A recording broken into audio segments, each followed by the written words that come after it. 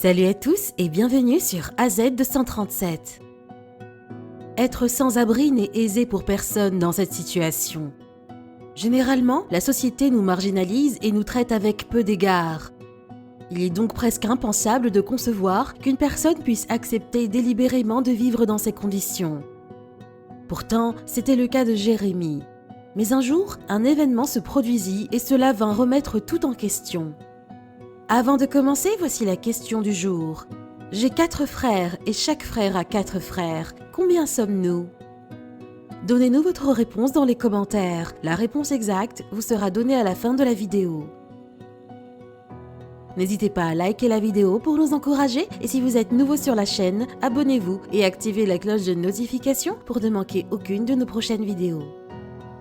Jérémy Dufresne était entré dans une franchise du Dunkin' Donuts à Syracuse pour pouvoir recharger son téléphone. Cependant, l'un des employés n'était pas ravi de le voir à l'intérieur. Plus que simplement lui demander de partir, l'employé se mit à l'agresser. Pour cet employé, ce n'était qu'un simple sans-abri et donc il n'avait rien à faire là. Pourtant, Jérémy n'était pas un sans-abri ordinaire. Lorsque Jérémy était enfant, il rêvait de devenir artiste. Mais tout au long de ses premières années, il fut confronté à un obstacle après un autre. Selon sa mère Bobby Jo Richardson, tout avait commencé à mal tourner le jour même de sa naissance. Le cerveau de son fils avait été privé d'oxygène alors qu'elle le mettait au monde. Cela l'avait affecté à la fois physiquement et mentalement. À cause de cela, il dut grandir avec une épilepsie ainsi que des difficultés d'apprentissage. De plus, alors qu'il n'avait que 2 ans, son père fut impliqué dans un accident de moto. Ses blessures étaient si graves qu'il passa les 12 années suivantes dans le coma avant de s'éteindre dans une maison de retraite lorsque Jérémy avait 14 ans. Par ailleurs, dans son enfance, Jérémy avait développé un amour pour le dessin. Mais son rêve d'enfance de devenir artiste fut de courte durée et ses années lycée furent une lutte quotidienne. Il était harcelé et victime d'intimidation de la part de ses camarades. Finalement, il dut abandonner avant l'obtention de son diplôme. En dehors des problèmes de santé mentale, Jérémy confia qu'il souffrait de schizophrénie. En effet, les données nationales montrent que de telles difficultés ont été identifiées chez environ 1 sans-abri sur 3. Jérémy bénéficiait du soutien de sa famille, mais cependant, il préférait tout simplement vivre dans la rue. Sa mère le supplia de rester avec eux, mais en vain. Il préférait dormir devant des églises, des magasins. Une seule fois, elle avait réussi à ramener son fils à la maison, mais cela ne dura pas. Il avait fini par retourner dans la rue.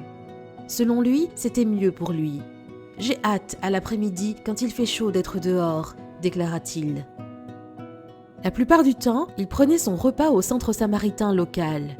Mais parfois, il s'arrêtait dans un café de Dunkin' Donuts à proximité, généralement pour pouvoir se réchauffer et allumer son téléphone. C'est précisément là où il se trouvait le soir du 30 septembre 2018, jour de l'incident. Ce jour-là, Jérémy voulut appeler sa mère avant qu'elle ne se couche, selon sa routine de chaque soir. Mais il constata qu'il n'avait plus de batterie. Il entra dans le café comme d'habitude pour brancher son téléphone.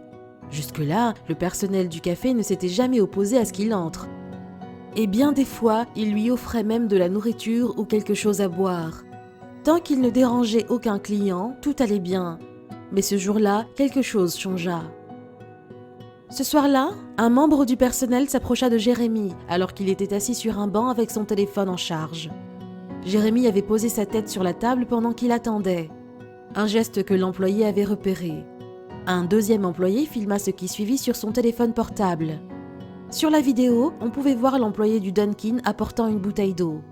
Il s'approcha de Jérémy par derrière qui avait toujours la tête posée sur la table. L'employé était-il sur le point d'offrir à Jérémy un verre? À cette occasion, non. Il avait autre chose en tête. « Tu veux dormir ?» demanda l'employé à Jérémy. Puis, sans avertir, il jeta un verre d'eau froide sur lui. Désorienté, Jérémy se leva brusquement et récupéra son téléphone. On pouvait également entendre un autre employé rire pendant que la scène se déroulait. Son agresseur, quant à lui, disait « Combien de fois je dois vous dire d'arrêter de venir dormir ici? Vous êtes ici toute la journée, vous avez passé assez de temps ici. Combien de fois les clients vont-ils devoir vous demander d'arrêter de dormir ici ?» L'homme menaça ensuite d'appeler la police si Jérémy ne s'en allait pas.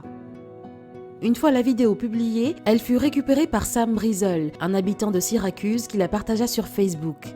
Dans les 2 jours suivant l'incident, le message de Brizol reçut plus de 3 millions de vues et de nombreux commentaires. Le lendemain, le café de Dunkin était devenu un lieu d'activisme.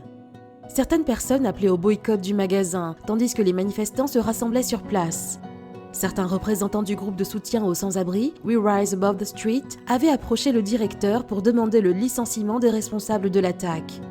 Par la suite, l'agresseur et certains autres employés perdirent leur emploi. Par ailleurs, depuis cet incident et malgré ses difficultés, Jérémy continua de garder un air pragmatique. Parlant de l'employé du Dunkin, il déclara à Syracuse.com qu'il avait probablement des problèmes personnels et avait besoin de parler à quelqu'un. Mais il avait plutôt décidé de s'en prendre à quelqu'un pour évacuer sa frustration, et c'était moi. En outre, le groupe auquel appartenait la franchise déclara qu'il travaillerait à l'avenir à s'assurer que le personnel comprenne comment mieux accueillir les clients sans abri. Quelle est votre opinion au sujet de cette histoire? Dites-le nous dans les commentaires.